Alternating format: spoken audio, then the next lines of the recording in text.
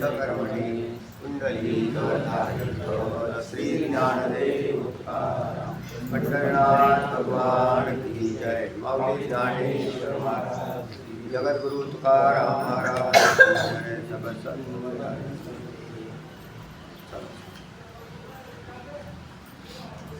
सांगा बरं।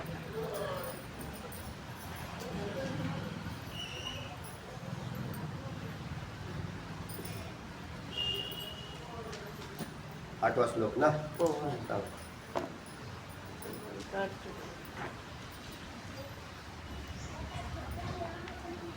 पाहिला? हा पाहिलं. हा बरोबर काढलं. ते ब्रह्म या शब्दाचा ब्राह्मण आणि जाती याचा पण अर्थ होतो, परंतु इथं ब्रह्म हे जगताचं कारण म्हणून सांगायचं त्यांना. ब्रह्म या पदाचे अनेक अर्थ झाले. पैकी आता ब्रह्म पदाचा अर्थ ब्राह्मण आणि इथे 2 प्रकारचा विचार केला. ब्राह्मण म्हणजेही ब्रह्मच आणि ब्रह्म म्हणजे जे जीवाचं स्वरूप आहे तेही त्यालाही ब्रह्मच म्हणतात. मग इथे कोणता अर्थ घ्यायचा सांगा. तर इथं कारण अयम आत्मा ब्रह्म मूळ विषय आहे. अयम आत्मा म्हणजे हा स्वयं स्वतः म्हणजे प्रत्यक्ष असलेला आणि आत्मा ब्रह्म आहे. त्यात ब्रह्म आहे म्हणजे काय? ब्रह्म म्हणजे काय? तर 2 प्रकार आणि भाग सांगितले. तार्किकांनी म्हणजे नाही 4 प्रमाण मानलेले आहेत. प्रत्यक्ष अनुमान नाही त्याचा अर्थ सांगा ना. अन्वयार्थ सांगा. हा ते राहील. दृश्यमानस्य सर्वस्य जगतः म्हणजे प्रतीत होणाऱ्या या सर्व जगताचे तत्व ब्रह्मशब्देने हिरियते म्हणजे ब्रह्मशब्दाने सांगितलेले. हिरियते म्हणजे सांगितले. तत्तच ब्रह्म स्वप्रकाशात्म रूपकम एव अस्ति. ते ब्रह्म स्वप्रकाश जो आत्मा तद्रूपच आहे. 2 मुद्दे सांगितले की आत्मा म्हणजेच ब्रह्म आहे आणि स्वप्रकाश आणि ते ब्रह्म सर्व जगाचं परमतत्व आहे. पुढे मग आता सृष्टीचा विचार करण्यात घडून गेलेले जे तार्किक आहेत ना, त्यांनी प्रत्यक्ष अनुमान शब्द आणि उपमान असे 4च प्रमाण मानलेले येतात आणि त्याच्यातच ते प्रमाण गम्य असल्यासारखे आहे म्हणतात. ते म्हणजे दृश्य जगत जे आहे ते सर्व मिथ्या आहे. ते कारण आणि मिथ्या भासणाऱ्या पदार्थांना काहीतरी आधार असलाच पाहिजे असं त्यांचं म्हणणं आहे. तर त्या भासाचा जो आधार आहे तर ते ब्रह्म आहे. कारण रज्जूवर भासलेला जो सर्प आहे त्याला जसा रज्जू आधार आहे त्याप्रमाणे जगताला आधार ब्रह्मच आहे. कारण आकाशादी याच्यावर सर्व सृष्टीचे कारण ब्रह्म हे सर्व आकाशादी सर्व याच्यावर सर्व पदार्थाचे कारण आहे. कारण कोण आहे? ब्रह्मच. जेवढे दृश्य अदृश्य असे जेवढे पदार्थ म्हणून आहेत त्या सगळ्यात, कारण ब्रह्म अदृश्य आहे असं म्हणू नये आणि ब्रह्म दृश्य आहे असंही म्हणू नये. आणि दृश्य अदृश्य ही मायेची अंग आहे. म्हणून दृश्य अदृश्य असणाऱ्या या सकल जगाचं कारण ब्रह्म आहे. आणि ते ब्रह्म सत्य ज्ञान आनंद कसं आहे तर त्याला रज्जू सर्प दृष्टांत दिला. जसा अधिष्ठानत्वाने रज्जूच काय आहे? सर्पाचं अधिष्ठान आहे आणि सर्पाला आधार सुद्धा तोच आहे. तसं सगळ्या जगाचा आधार आणि अधिष्ठान ब्रह्म. तेच स्वप्रकाश ज्याचे स्वरूप आहे तेच ब्रह्म आत्मा आहे. आता आत्मा आणि ब्रह्म केवळ नाममात्र भेद आहे. व्यष्टी दृष्टीने शरीरांतर्गत असणारं जे तत्व त्याला आत्मा म्हणावं आणि समष्टी दृष्टीने विश्वाच्या अंतर्गत सामावलेलं जे तत्व किंवा कारण त्याला ब्रह्म म्हणावं. पदार्थ एकच, उपाधीच्या योगाने आम्ही त्याचा विचार केला आहे. आत्मा ही त्याला देहत्रयाची जी उपाधी लागलेली ज्या चैतन्याला त्याला आम्ही आत्मा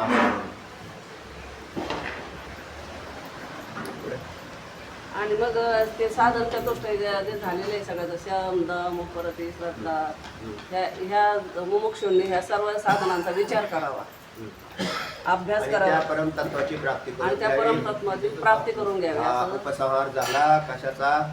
आपल्याला चार महा- महावाक्य जी दिली होती महावाक्य. चार महावाक्यांचाही विचार या ठिकाणी पूर्ण केलेला आहे. पहिल्या 8 श्लोकामध्ये या 4 महावाक्यांचा विचार आलेला आहे. तर त्यामुळे या प्रकाराने जीवाने काय करावं, महावाक्याचा विचार करावा आणि मुक्त होऊन जावं. तर त्यासाठी हा विषय आलेला आहे. इथे पुन्हा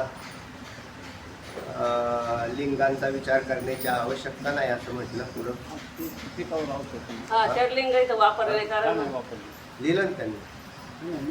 काय म्हटलं, हे प्रकरण मुख्यतः ब्रह्मपर असल्यामुळे ब्रह्मपर तिथे लिंगच काय काम करत नाहीत. ब्रह्माच्या ठिकाणी कोणती लिंग आहे? त्याला लिंग ना. आता लिंग सांगायचे असते तर तुम्हाला बाहेरच्या मायाकृत पदार्थांचा विचार करून करावा लागतो असं आहे. म्हणून समजा द्वैत निराश करायचा असेल, तत्व विचार करायचा असेल तर लिंगांचा विचार तिथं केलाय ना. पाठीमागं मायाकृत पदार्थाला काय सांगा. हा, त्याला उपक्रम नाही, उपसंहार नाही, त्याचा खरं तर काय विषय म्हणजे त्यातच विषय बोलताही येत नाही. बोलता येत तर नसल्यामुळे हे प्रकरण मुख्यतः ब्रह्मपर असल्यामुळे कशावर आहे? ब्रह्मपर. म्हणून इथं उपक्रम उपसंहार नाही करायची काय आवश्यकता नाही म्हणतात. यातील 4ही वाक्ये श्रुतीचा एक देश असल्यामुळे, एक देश म्हणजे एक श्रुतीचाच एक भाग आहे आणि असल्यामुळे उपक्रम उपसंहार आधी 6 तात्पर्य लिंगे येथे दाखवली आहे. श्रुतीचाच एक भाग आहे परत त्याच्यामुळे आम्ही त्याचा विचार करत नाही. आणि मग मुमुक्षु इथे श्लोकच किती आले? 8 श्लोक आले आणि 8 श्लोकात विचार कोणता केला? महावाक्य. केवळ महावाक्याचा विचार केला. तो श्रुतीचा एक भाग आहे म्हणून इथं लिंग आणायची गरज नाही. हा एक भाग. आणि त्यांनी सांगितलं की मुमुक्षुने आत्मसाक्षात करून घ्यावं, ह्यातच त्याचं हित आहे. बरोबर. आणि त्याने ह्या जगताच्या जन्ममरणाच्या परंपरेत पडूही नाही. हा.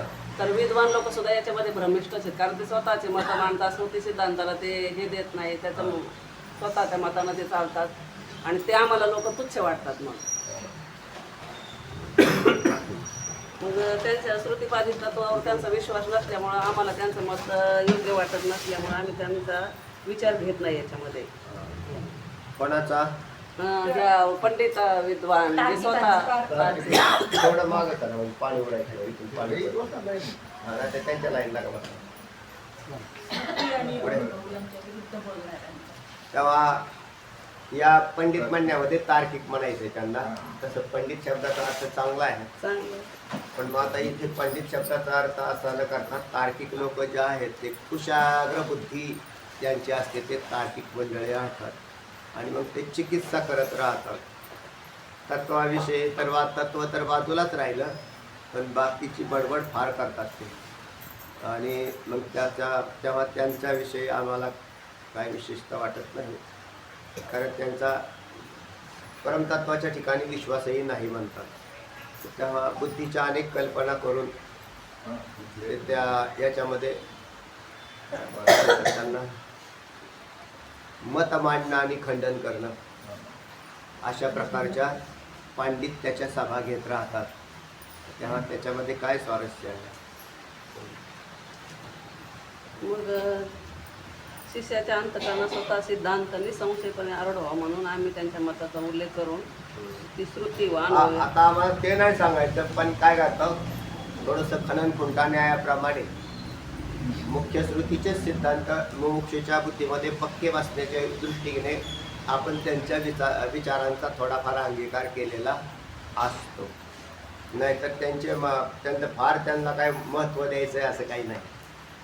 किंवा इतर शास्त्रकारांचे जे विचार झालेले आहेत ते सगळे खंडित मत तरीसुद्धा त्यांचासुद्धा आपल्याला विचार करावा लागतो. मुमुक्षूच्या बुद्धीमध्ये श्रुतीचे मुख्य सिद्धांत आणून व्हावे या दृष्टीने केलेला. संशय होऊ नये त्यांचा. संशय राहू नये कुठला. बरोबर. त्यांच्या अंतकरणात संशय राहू नये म्हणून आज्ञशास्त्रज्ञानस्य संशयात्मा विनश्यति न सुखम न परो नायम लोकोस्ति न परो न संशयात्मना श्रद्धानश्च संशयात्मा विनश्यति नायं लोकोस्ति न परो न सुखम संशयात्मनः. जो संशयी मनुष्य असतो त्याला इहलोकातही नाही आणि परलोकातही नाही. कुठेच सुख मिळणार नाही. आणि जो संशय असतो तो कधी याच्यामध्ये राहतही नाही. तर अशा प्रकारचं भगवत वचन सांगितलेलं आहे, म्हणजे भगवत वचन आहे. तर हे प्रकरण मुख्यतः पुढे जाऊन सांगताय की ब्रह्मपर अशा प्रकारचं हे प्रकरण आहे. त्यामुळं षडलिंगांचे हा, षडलिंगाचा या इकडं इकडं आहे का?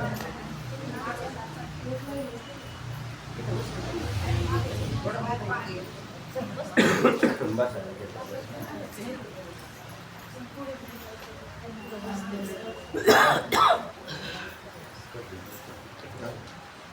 घेऊन येत तरी शिल्लक काय वेळ नाही.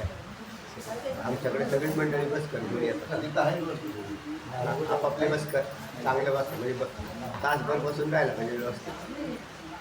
शिल्लक नाही लागत. किती अरे पाणी पुढं सर पुढं सर.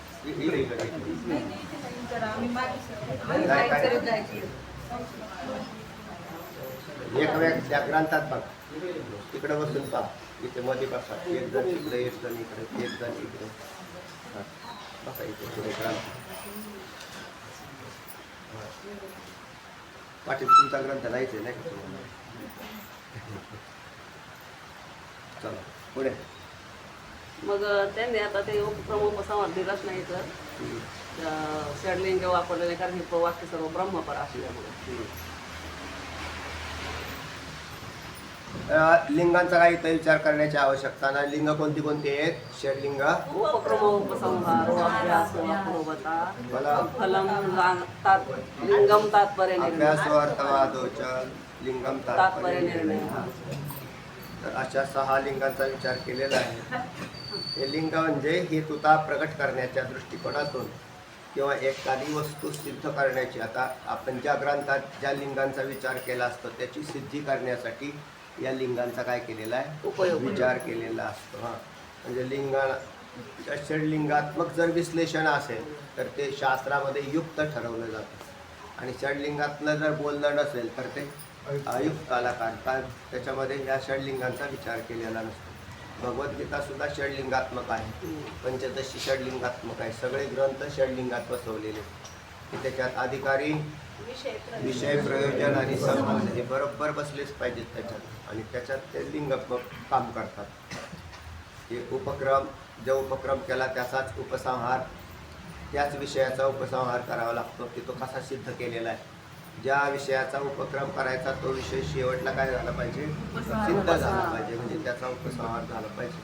तर अशा प्रकारे उपक्रम, उपसंहार, अभ्यास, त्यात ज्या जो विषय चाललेला आहे त्याचाच अभ्यास, त्याच्याविषयी स्तुती, त्याचा विषय काहीतरी अलौकिक अपूर्वता. युक्त्या वापरलेल्या असतात. प्रयुक्त्या वापरून तो अगदी पक्का करण्याचा विचार केलेला असतो. त्याला फलही प्राप्त झालं पाहिजे, नाहीतर फलरहित असेल म्हणजे अपूर्वता अशी काहीतरी त्यामध्ये कथन केलेले असले पाहिजे. नाहीतर ते पूर्वापार सांगत आलेले तेच सांगत असतील तर त्यात काय अपूर्वता आहे? त्यामध्ये जे कधी प्राप्त झालं नाही असं फल प्राप्त झालं की अपूर्वता समजावी. म्हणून असा विचार करावा लागतो. चला आता पुढे काय म्हटलं? झालं ना? तर आता तात्पर्य याप्रमाणे विचार करून ईश्वर विषयक ज्ञानाचे प्रतिबंध नष्ट झाले असता स्वरूप प्राप्तिरूप मोक्ष प्राप्त होतो असे स्पष्ट प्रतिपादन करण्याकरता श्रीमद विद्यारण्य स्वामींनी हे प्रथम पंचक केलेलं आहे. म्हणजे पहिलं पंचक जे होतं ते तत्वविवेक, महाभूत विवेक, पंच महाभूत विवेक, पंचकोश विवेक, द्वैत विवेक आणि शेवटी महावाक्य विवेक. तरी हे याला पंचक म्हणतात. तर हे पंचक केलेलं आहे. 6वा जे प्रकरण आलेलं आहे ते विद्यारण्य स्वामी. आणि ईश्वर विषय ज्ञानाचे प्रतिबंध जे सांगितले मग ते काय धरायचे? म्हणजे विषयाविषयीची वासना, प्रमाण, असंभावना, प्रमेय, ईश्वर विषयक ज्ञानाचे प्रतिबंध हा ते हे बरं. धरायचे ना. आणि काय सांगितलं होतं? म्हणजे विषयाविषयी जी वासना ती, परत प्रमाण, असंभावना, ईश्वर प्रमेय. विषयक ज्ञानाचे प्रतिबंध. ईश्वर विषयक ज्ञान म्हणजे तत्पद विषयक ज्ञान. हा. त्याचे प्रतिबंध काय? ईश्वरालाच ईश्वर चैतन्य असं म्हणतो ना. तर तात्पर्य असं आहे की परोक्ष ज्ञान आणि अपरोक्ष ज्ञान पहिल्यांदा परोक्ष ज्ञान होतं आणि नंतर अपरोक्ष ज्ञान होतं. त्याचं तात्पर्य असं की याप्रमाणे विचार करून म्हणजे कोणता परोक्षत्वाचा अपरोक्षत्वाचा विचार करून ईश्वर विषयक ज्ञानाचे प्रतिबंध म्हणजे संशय विपर्य हे नष्ट होतात आणि संशय गेला की त्याला निसंशय ज्ञान प्राप्त होतं. आणि ईश्वर विषयक ज्ञानाचे प्रतिबंध म्हणजेच संशय, तत्पद विषयक संशय, त्वंपद विषयक संशय किंवा त्याच्या अंतर्गत असणारे इतर सुद्धा प्रमाणा संभावना प्रमेया संभावना तर या सगळ्या नाश हे प्रतिबंधच आहे. किंवा भावी प्रतिबंध, भूत प्रतिबंध, वर्तमान प्रतिबंध यांचा सुद्धा विचार केलेला आहे. हे सगळे प्रतिबंधच आहेत. आणि त्या सगळे संशय थोडक्यात प्रतिबंध म्हणजे जेवढे जेवढे संशय आहेत ज्या ज्या कारणाने उत्पन्न झालेले ते सगळे ईश्वर विषयक प्रतिबंध नष्ट झाले असता स्वरूप प्राप्ती रूप मोक्ष प्राप्त होतो. जीव हा मूळचा ब्रह्मरूप आहेच, मग त्याला ब्रह्मरूप नाही अशा विषयी का भावना आहे तर तिथे त्यालाच प्रतिबंध म्हणावा. त्याला ते ज्ञान नाही होत. तो मूळचा ब्रह्मरूप आहे ना. कोण कोण परमात्मा नाही तर सृष्टीमध्ये अख्खे सगळे जीव परमात्मा आहेत. पण त्याला मी परमात्मा नाही तर मी माणूस आहे, मी आमका आमका आहे, फलाना आहे अशा प्रकारची त्याची ती भावना आहे. देहाला धरून मी देह आहे आणि देह संबंधीला धरून हे माझे आहेत अशा प्रकारची जी. आणि या भावनेने तो बद्ध झाला. त्याला म्हटलं अरे तुला दुःख होतं, अरे तू तर सच्चिदानंद ब्रह्म आहे, ब्रह्म आनंद स्वरूप असतं आणि तू तर दुःखरूप आहेस, हे कसं काय. तो म्हटलं मला तसं भासतंय. याचाच अर्थ त्याला त्याचं ज्ञान नाही आणि ते प्रतिबंध तिथे काम करताना दिसत आहेत. नाहीतर आनंद स्वरूप असणारा हा जो जीव आहे म्हणजे जो परमात्माचा आहे हा परमात्माची दुसरा असं स्वांतकरण परमात्माची दुसरा अहंकार निद्रेची आणि दसरा स्वप्नीची ओरबारा संतोषी शिने असं म्हणतो. तर तेव्हा हा भाग परमात्माची दुसरा आहे, हा दुसरा परमात्माच आहे. मग अशी का अवस्था याची तर याला संशय आहे. मी देह आहे का ब्रह्म आहे, मी मन आहे का ब्रह्म आहे, मी देह बुद्धी आहे का ब्रह्म आहे, हे सगळं ब्रह्म लावून घ्यायचं त्याच्याबरोबर. तुम्ही ब्रह्मच आहात पण मी मला असं वाटतं मी बुद्धी आहे, बुद्धियुक्त जीव आहे का ब्रह्म आहे. त्याला ते सगळे संशय या संशयाच्या जाळ्यामध्ये आहेत. हे संशय विद्येचा अभ्यास केला असता ब्रह्मविद्येच्या अभ्यासाने सगळे संशय निवृत्त होऊन जातात आणि सगळे संशय गेल्यात नित्यमुक्तत्व भासनात अभाना आवरणे निवृत्ते नित्यमुक्तत्व भासनात कर्तृत्वाखिलशोक संसारोख्य निवर्तते निवृत्ते सर्व संसारे नित्यमुक्तत्व भासनात संसारे पुन्हा शोक समुद्भवात. त्याला पुन्हा शोकाची उत्पत्ती होत नाही. त्या दिवशी सांगितले होते ना श्लोक. कुठं आले ते पंचदशी मुक्तिदीपातले श्लोक सांगितले ना तुम्हाला, विसरून गेले. पान नंबर 254. निरंकुशा भवे तृप्ती पुनः शोक समुद्भवा. पान नंबर 254 वर होते ना.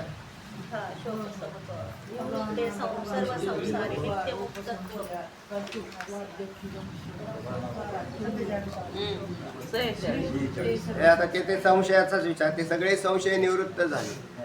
कोणते म्हणतात त्यावेळेला आभाना आवरण आभाना पादक आवरण ते जातं नष्ट झालं असता जीवत्व रूप आरोपाचा क्षय होत असल्यामुळे संसार नामक कर्तृत्वाधिक सर्व शोक निवृत्त होऊन जातो आणि संसाराची निवृत्ती झाली असता नित्यमुक्तत्वाची प्रतीती येते आणि मग तो पुन्हा शोकाची उत्पत्ती होत नाही. तर अव्याहत तृप्ती म्हणजे निरंकुशा तृप्तीला तो जीव प्राप्त होतो. का होत नाही आधी तर संशय असतात म्हणून होत नाही. पहिले संशय गेले पण निवृत्त झाले आणि या संशयाच्या निवृत्तीसाठी परमार्थाची इमारत उभी करते. म्हणजे त्याला संशय घालवायचा आहे. कुठलाच संशय मनात नाही राहिला. मी कोण आहे तर मी परमात्माच आहे हे ज्ञान प्रगट व्हायला पाहिजे आणि ते प्रगट जर न करता परमार्थ करत राहिला तर त्याचं जन्म मृत्यूचं चक्र अखंड चालू आहे. म्हणजे कीर्तन हजारो कीर्तन करून सुद्धा तो पुन्हा जन्म घेईल. कशाचा घेईल तर त्याचे कर्म जसे असतील तसा घेईल. असं काय जड भरतराजा इतके परिश्रम करून जर हरणाच्या गर्भाला जात असेल तर ह्यांचं काय होणार? या बाकीच्यांचं काय होणार जे फालतू काहीतरी चाललेला आहे कार्यक्रम, त्यांचं काय होईल? यांचं काय होणार नाही. ते पुन्हा मृत्यूच्या चक्रात अडकते. आणि परत त्याच्यापासून सुटका करून घ्यायचा असेल तर चांगला उत्कृष्ट परमार्थ केला पाहिजे. ईश्वर हे उपलक्षण आहे आणि त्याला मिथ्या म्हणण्यास आपल्याला लवकर नाही हे होत. हा तो बरोबर आहे. तोही प्रतिबंधच होऊ शकेल ना. तो प्रतिबंध बरोबर आहे. ती सत्य तो तर पण त्याला जात नाही त्याच्या ठिकाणी. आहे ना मायाकृत जे पदार्थ आहेत ना ते सगळे काय आहेत? मिथ्या आहेत. मिथ्या आहेत म्हणजे प्रतिबंधच आहे. आता त्याच्यात आस्तिक पदार्थ गुरूंना मिथ्या म्हणायला नाही ना सहज होत. तेवढे तुमचे गुरु मिथ्य आहेत. हा, आमचे गुरु मिथ्य असतात. त्या आमचे गुरु सत्य आहेत. अरे बाबा तुझे गुरु सत्य आणि ब्रह्म सत्य किती झाले? दोन काय होतं? त्याला द्वैतापत्य नावाचा दोष म्हणतात. दोन सत्य कधीच असू शकत नाही. या विश्वात एकच परम सत्य आहे. दोन दोन सत्य असत. उपशांत हा, आम्ही उपशांत जगात जीव ईश्वर आचार्य सर्व तर हे सगळे ब्रह्मदृष्टीने पाहिले असता ब्रह्मच आहे. त्याच्यात काही शंका नाही. म्हणजे उपशांत त्या ठिकाणी ते एकच स्वरूप आहे. ईश्वर आणि गुरु म्हणूनच म्हटलं ईश्वर आणि गुरु दोन काय ते एकच आहे. उपाध्यांच्या मध्ये भिन्नता आहे. गुरूंचं उपाधी भिन्न आहे. गुरूंची आणि ईश्वराची उपाधी भिन्न आहे. गुरूंचं कार्य भिन्न आहे, ईश्वराचं कार्य भिन्न आहे. पण परमतत्व असं कळालं तर परमतत्व एकच आहे. आता लगेच म्हणलं की ईश्वर आहेत ना तुम्ही तर करा मग आता सृष्टीची निर्मिती. हे असली कामं नाही का? आणि ते मायाकृत उपाधी त्याच्याकडे मोठी उपाधी आहे ईश्वराकडे. आणि यांच्याकडे उपाधी. मग ईश्वराला सांगितलं करून द्या मुक्त तुम्ही जीवांना. गुरुच लागतील. ते म्हटले नाही नाही ते मला नाही जमणार. तुम्ही एवढं जगत निर्माण करता जीव मुक्त करायला काय अडचण नाही. त्याच्यावर लगेच आरोप येईल. हा त्याला काय करावं लागेल? गुरुच्या रूपात यावं लागेल. मग आम्ही मानायला तयार. मग तुम्ही आम्ही त्याला भगवान श्रीकृष्णांनी उपदेश केलेला भगवद्गीतेतला भाग हा गुरु रूपामध्ये. मग ही गुरुगीताच आहे. अर्जुनाला सांगितलेलं तत्वज्ञान हे सद्गुरूंकडून आलेलं आहे. आणि मग तिथे नाही अडचण काही. किंवा अष्टावक्रमणींनी सांगितलेली ती गीताच आहे. रामगीता सुद्धा आहे. म्हणजे ज्याच्यामध्ये वशिष्ठ मुनींनी उपदेश केलेले आहे. रामगीता आहे ना स्वतंत्र. अजून गीता भरपूर आहेत बरं का. बऱ्याच गीता येतात. त्यातली मुख्य गीता म्हणून आपण ही भगवद्गीता असं म्हणतो. ही मुख्य आहे. चला तेव्हा आता आपल्याला विषय करायचा आहे चालू. तो चित्रदीपाचा करायचा आहे. विद्यारण्य स्वामींनी हे काय केलेलं आहे? चित्रदीप केलेलं आहे. आणि त्या चित्र हे नाही आले वाटतं. अच्छा पावसाळा वाचा. चित्रदीप जे आहे याच्यात आता दीपांचा विचार येतो. चित्रदीप नंतर पुढे जाऊन तृप्तीदीप, त्याच्या पुढे जाऊन कुटस्थदीप. तृप्तीदीपानंतर कोणता आहे? कुटस्थ आहे ना. कुटस्थ नंतर ध्यान आणि नंतर नाटक. तर हा दीप या पदाचा अर्थ सरळ दिवा. दीप पदाचा अर्थ काय आहे? दिवा. आणि मग दिवा तर कसा लावायचा? मग त्या दिव्याच्या इथे दिवा हे कशाचं द्योतक आहे? आत्म्याचं द्योतक आहे. तर चित्तामध्ये हे दीप पेटवले तर त्याच्या प्रकाशाने तुम्हाला स्पष्ट भान होते. कशाचं? आता त्याच्यात जे प्रकरणं आलेली त्या प्रकरणाला धरून तो विषय त्या पद्धतीने हाताळलेला आहे. 5 प्रकरणामध्ये विवेक केला आणि विवेकानंतर आता हे दीप पेटवलेला आहे. आता पेटवायचा तर तो विवेक कसा? करावा लागेल आता. आधी तुम्हाला चित्रदीपाच्या मार्फतच. आता विवेक तयार आहे तुमच्याकडे असं आम्ही गृहीत धरू. असला नसला तर असला नसला म्हणजे तुम्ही जर प्रकरण हाताळलेले आहेत व्यवस्थित तर तुम्हाला काय झालेला आहे? विवेक झालेला आहे. आता तुम्हाला या दीपांचा विचार सांगताय पैकी चित्रदीप सांगितलेला आहे. चित्रदीपामध्ये चित्राचा दृष्टांत आलेला आहे. आता हा चित्राचा दृष्टांत आत्ताचा नाही घ्यायचा, तर पूर्व काळात घ्यायचा. पूर्व काळात कापडावरची चित्र काढली जात होती. म्हणजे चित्र काढण्यासाठी काय आधार होता? कापड. त्या कापड तर हातमागावर केलं जायचं. मग ते हातमागावरच्या कापड जे आहे, एक पहिल्यांदा रंगीत कापड चालणार नाही चित्र काढायला, म्हणून ते धौत वस्त्र पहिल्यांदा त्याला काय केलेलं आहे, धुतलेलं शुभ्र वस्त्र. पण त्याच्यात तर छिद्र असतात. मग ते छिद्र असतात तर ते छिद्र बुजवण्यासाठी खळ लावणं हा दुसरा एक भाग आहे त्याच्यावरचा. आणि खळ लावल्यानंतर ते प्लेन वाळल्यानंतर त्याच्यावर पेन्सिलने काय केले जाते, रेखाटन केलं जातं. आणि चौथी अवस्था आहे रंगभरणी. तर या 4 गोष्टीला धरून हा दृष्टांत तयार झाला. याला धरून पहिल्यांदा सच्चिदानंद ब्रह्मरूपी पटावरती, हा याचा पट कोणता वापरला? सच्चिदानंद रूपी ब्रह्मरूपी पटावर. ब्रह्मरूपी पटावरती मायारूपी खळीने साफ केलं, म्हणजे प्लेन केलं मायेने. आणि आता त्याच्यावरती सूक्ष्म देहरूपी रेखाटन करून स्थूल देहाचे रंग भरले. झालं चित्र तयार.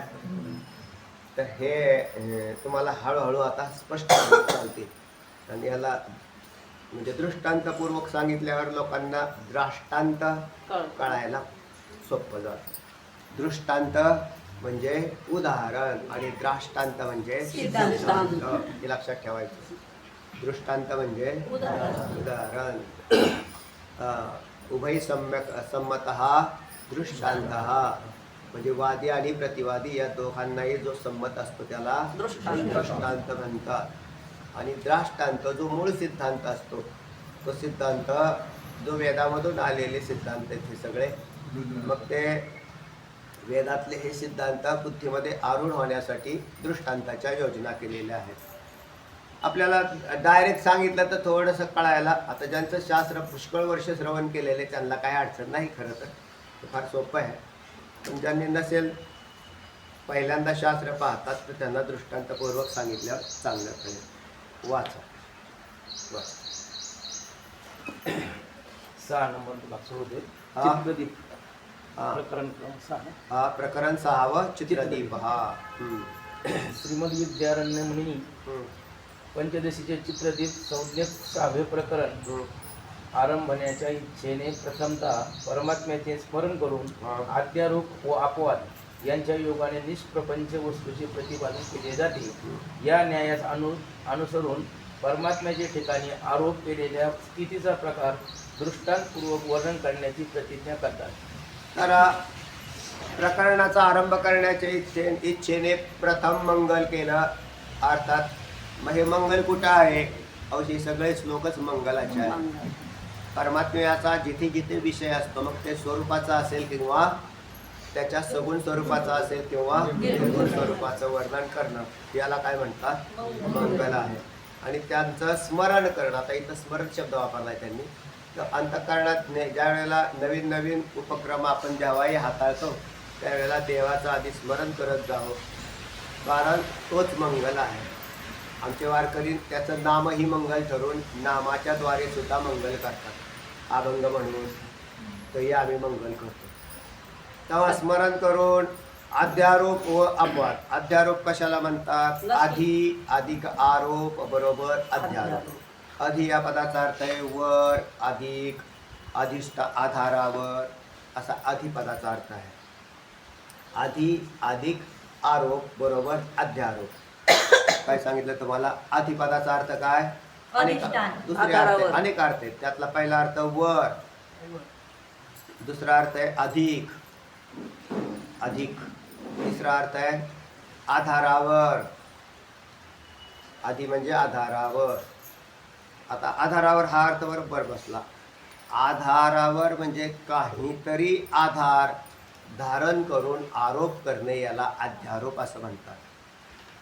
काहीतरी आधार. कारण तुम्हाला बिगर आधारावर बोलता येत नाही. महाराज आम्हाला जगत दिसतं, हा काय झाला तुमचा आधार. म्हणून अध्यारोप केला. ज्या अर्थी जगत प्रतीती येते ब्रह्माच्या ठिकाणी म्हणजे आपण आरोप केला ना, हा मग ब्रह्माच्या ठिकाणी आरोप आरोप केला की जगत दिसतंय. ब्रह्माच्या ठिकाणी आरोप अध्यारोप केला म्हणजे मग अध्यारोप झाला कशाचा? जगताचा अध्यार म्हणजे जगत जगताचा दिसतंय ब्रह्माच्या ठिकाणी. बुद्धमूला मदशाखा मश्वस्त्रौरव्ययम् छन्दांस्यस्य पर्णानि यस्तं वेद स वेदवित् अधोश्च वृद्ध्वा प्रसुतास्तस्य शाखा गुणप्रवृद्धा विषयप्रवादा. पुढे कर्मानुबंधिनी काय झाला? अध्यारोप. आता अपवाद सांगा. रूपमध्ये तिसरा श्लोक. तिसरा श्लोक उच्चारण. तिसरा श्लोक.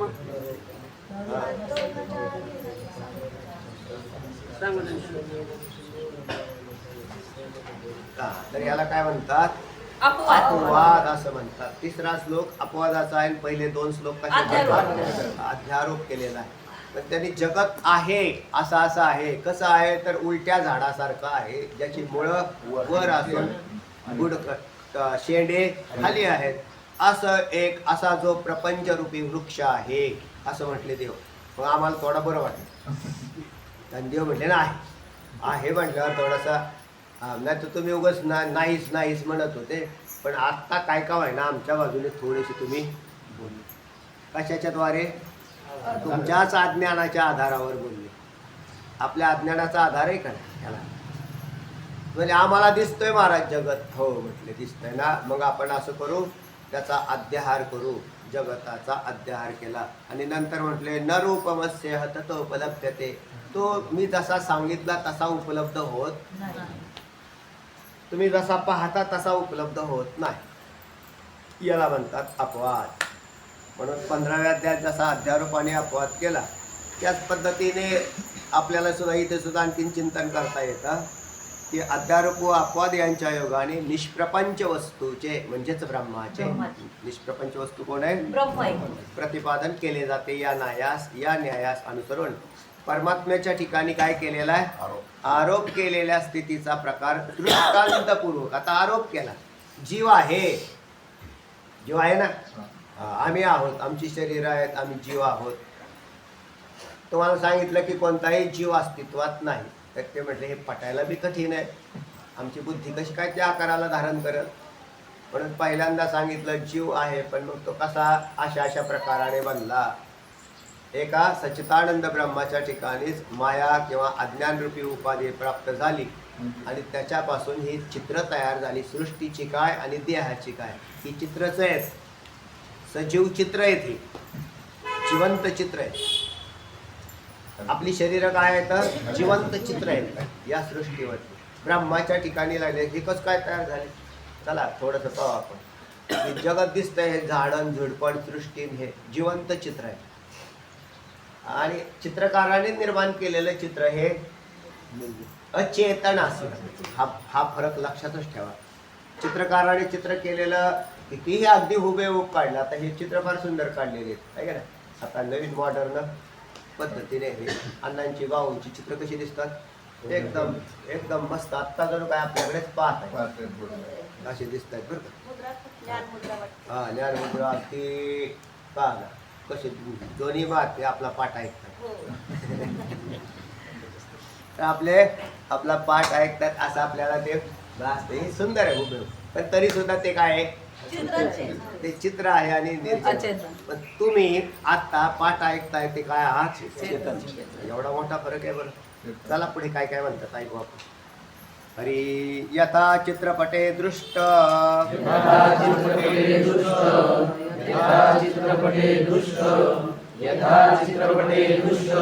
अवस्थानां चतुष्टयम् यथा चित्रपटे दृष्टमवस्थानां चतुष्टयम्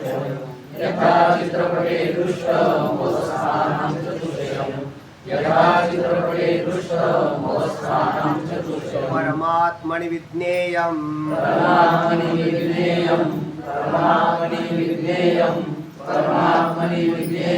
तथावस्था चतुष्टयम्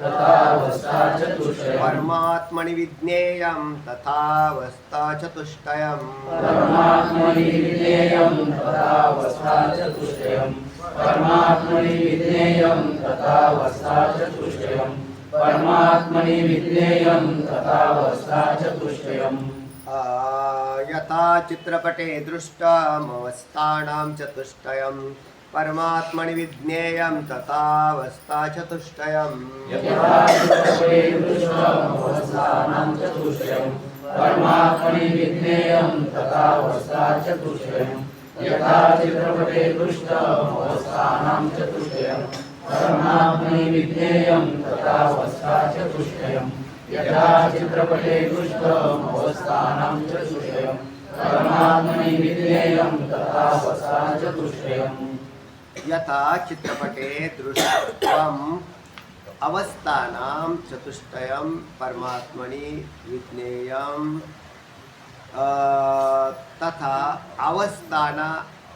तथा अवस्था चतुष्टयम् दोनच तीन पदच्छेद आहेत.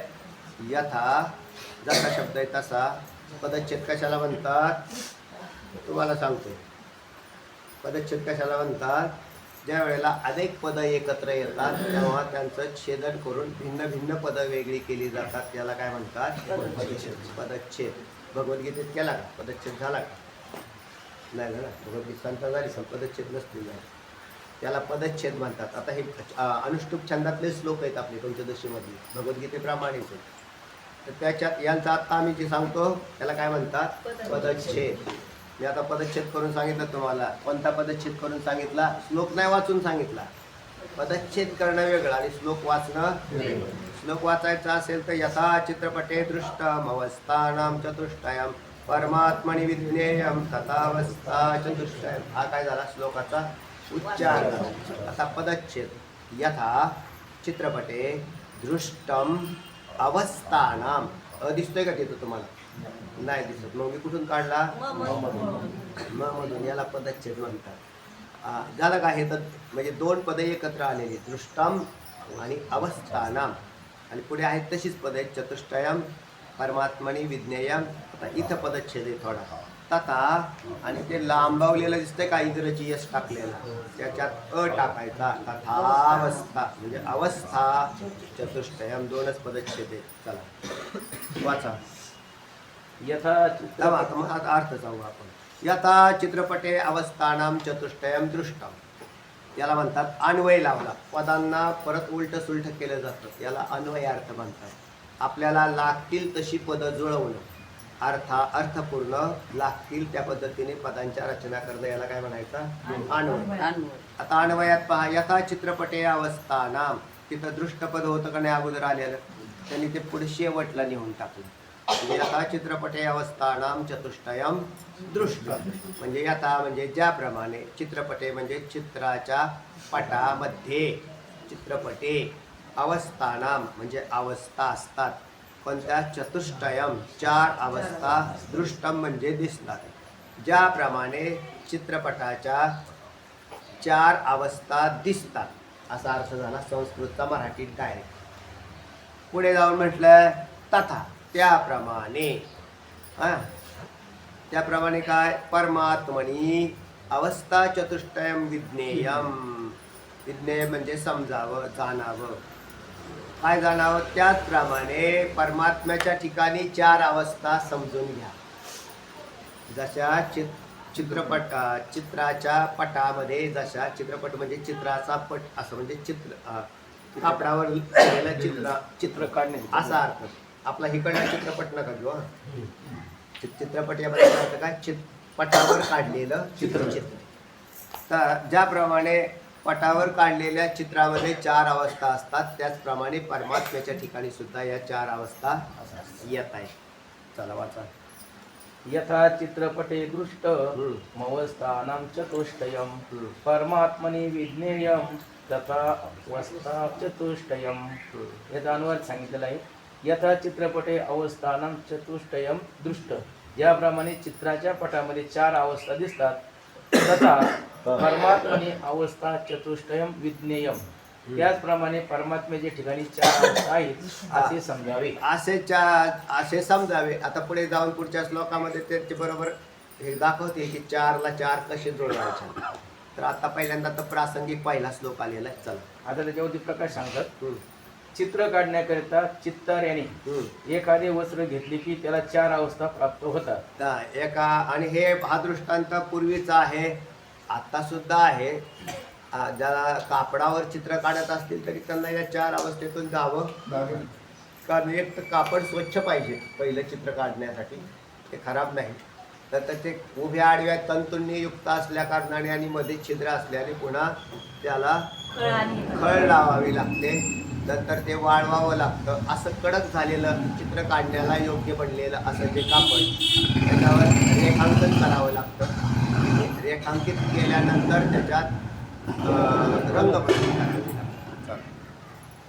हे सर्व व्यवहार लोकांना ठाऊक आहे. हा यास्तव या चित्रपटाचा दृष्टांत देऊन परमात्म्याच्या ठिकाणी 4 अवस्था कशा प्राप्त होतात हे सांगण्याकरिता या प्रकरणाचा आरंभ केला आहे.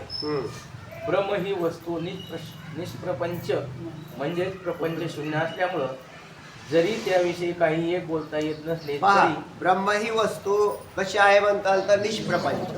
निष्प्रपंच म्हणजे ब्रह्मस्वरूपाच्या ठिकाणी जगताचा अत्यंत अभाव आहे. मग ब्रह्मांड कुठून आली महाराज? अहो, ब्रह्मांडाचा अत्यंत अभाव आहे. तो ब्रह्मांड नाही, जगत नाही तर युग कुठून आली महाराज? युगांचा अत्यंत अभाव आहे. पुराणात गेलं की तिथली भाषा बदलली. पुराणात गेलं की द्वापारात काय चाललं होतं, त्रेतायुगात काय चाललं होतं, कलियुगात काय, सत्ययुगात काय, ती भाषा कशातली आहे? ही माणसाच्या बुद्धीला आधार देते. बरोबर आहे, जगत आहे म्हणून युग आहेत, आणि युग आहेत तिथे माणसं आहेत, माणसं आहेत तिथे राजे आहेत, राजवाडी आहेत, आणि हे अशी प्रजा वाढत वाढत येऊन कलियुगापर्यंत टिकलेली आहे. हा आधार कशाला आला? पुराणांचा झाला. इथे ज्या वेळेला वेदांताचं चिंतन करायला गेले त्यावेळेला म्हटलं ब्रह्मस्वरूपाच्या ठिकाणी जगाचा अत्यंत अभाव आहे. पहिला सिद्धांत, याला पंथवाद म्हणतात. अजातवाद. लक्षात ठेवत जा बरं. वही पेन्सिल पाहिजे विद्यार्थ्याकडे, नेहमी वही पेन्सिल पाहिजे टिपणं करून ठेवायला. तुम्ही हे असं ऐकलं तर किती दिवस उडून जाणार आहे. तुम्हाला कालचा विचारला तर आज लक्षात राहणार नाही, पण तिथे गेल्यावर घरी गेल्यावर त्याचं पुन्हा चिंतन केलं पक्क लक्षात राहतं. लिहून घ्यायची काय लाज वाटू नये. ही आमची बघा हे सगळी म्हातारी माणसं सगळी लिहून देतात.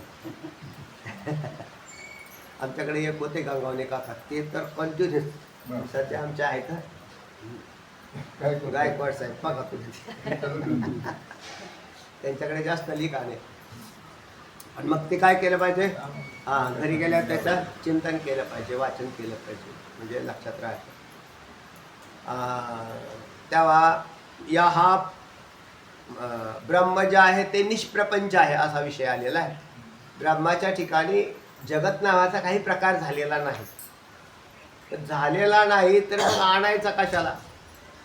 तर तुमच्यासाठी आणायचा. जग झालेला नाही जर तुम्हाला आत्ता पटलेला असेल तर तुमचा परमार्थ संपला. कारण मग तुम्हाला तुमची पूर्ण भाव कशावर गेल्या? ब्रह्मस्वरूपाच्या ठिकाणी एकाग्र झाले. ज्याला ब्रह्मदर्शन झालं त्याच्या दृष्टीने प्रपंच संपतो. ज्याला ब्रह्मदर्शन झालं नाही त्याच्या दृष्टीने व्यावहारिक प्रपंच म्हणा किंवा पारमार्थिक प्रपंच म्हणा, दोन्ही करत राहतो. सत्वगुणी असेल तर पारमार्थिक प्रपंच करतो, आणि तो रजोगुणी असेल तर व्यावहारिक करतो. मुलं बाळ होणं हा व्यावहारिक भाग आहे, हा प्रपंच आहे का नाही? त्याचं माझं घर आहे, माझं दार आहे, माझी शेतीवाडी, माझं आमक आहे, बरोबर आहे. कारण तो काय रजोगुणी प्रपंच करतोय तो, आणि त्याची मान्यता बी ती आहे त्याच्या बुद्धी. जो पारमार्थिक आहे तो सत्वगुणाने युक्त असतो, पण त्याने ब्रह्मदर्शन झालं नाही, तो रजोगुण सत्वगुणी प्रपंच करतो. सत्वगुणी प्रपंच म्हणजे मठ तट बांधणं, आमचे घेणे, तिकडे 10 एकर 50 एकर जमीन घेणे, हे काय आहे? सत्वगुणी प्रपंच आहे. प्रपंच त्याला परमार्थ म्हणत नाही. कारण प्रपंच इथं मूळ ब्रह्मवस्तूच्या ठिकाणी तर अत्यंत अभाव सांगितला. पण पहिल्यांदा मुक्त व्हावं, आणि मुक्त झाल्यावर भगवत कृपेने जसा राहील तसा राहील, त्या अवस्थेत राहावं. आमचे साधू संत हे जे पान आहे यांच्याकडे काय काय केले बरं. सावतोबा महाराजांनी किती मठं बांधली, रामदेवरायांनी किती बांधली, निळोबारायांनी किती बांधली, नाथ महाराजांनी किती बांधली, तुकोबरायांनी किती बांधली, माऊली नानोबरायांनी काय केलं. मोठ्यांची उदाहरणं घेत जावे. त्यांच्या निष्प्रपंच झाले, ते त्यांची वृत्तीच निष्प्रपंच झाली. आता सहज अवस्थेत कीर्तन करणं वगैरे हा जो भाग आहे तो सहज अवस्था आहे. जसे तुकोबरायांनी विशेष करून लोहगावला जास्त कार्यक्रम झाले त्यांचे असं म्हटलं जातं.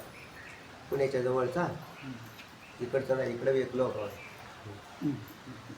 तिकडे जास्त करून मावळामध्ये वगैरे त्या भागात तुकोबरायांचे काय. आता जायचे तर जायचे काय, चला कीर्तन करायचे. त्यांना काय असं टाइम टेबल नाही, वेळ नाही, काय नाही, काही नाही.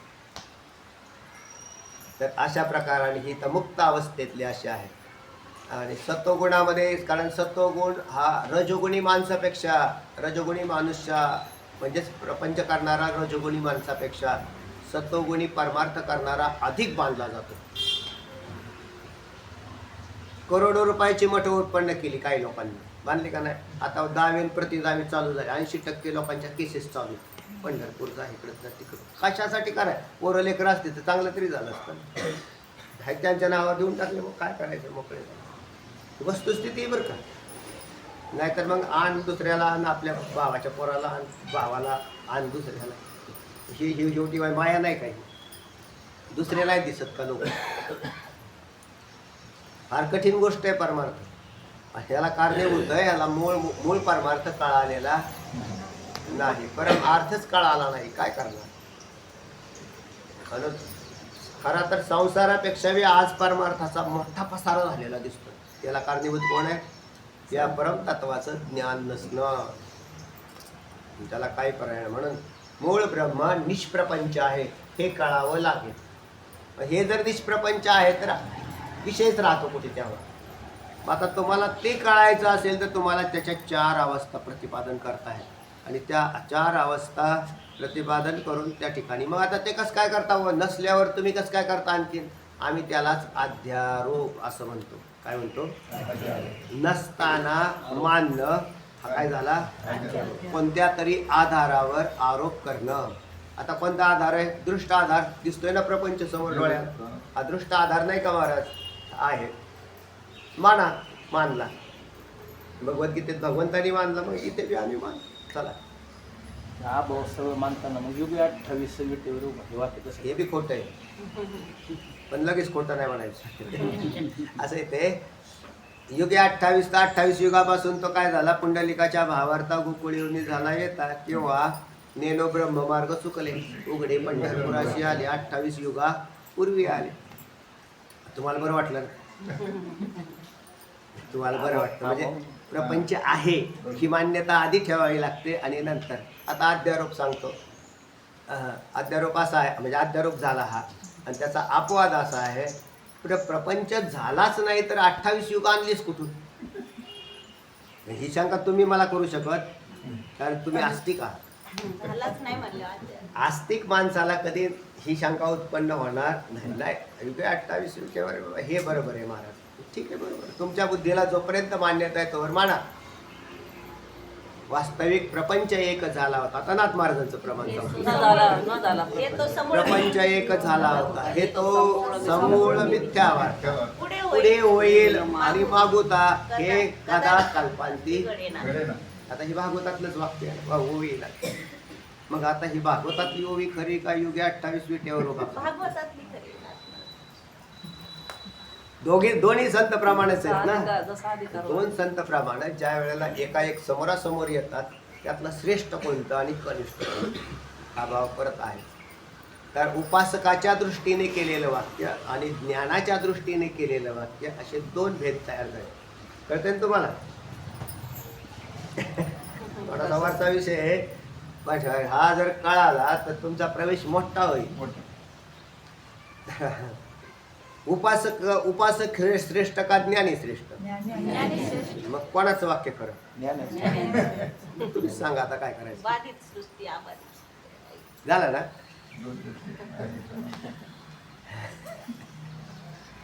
अशी अवघड अवस्था आहे बा.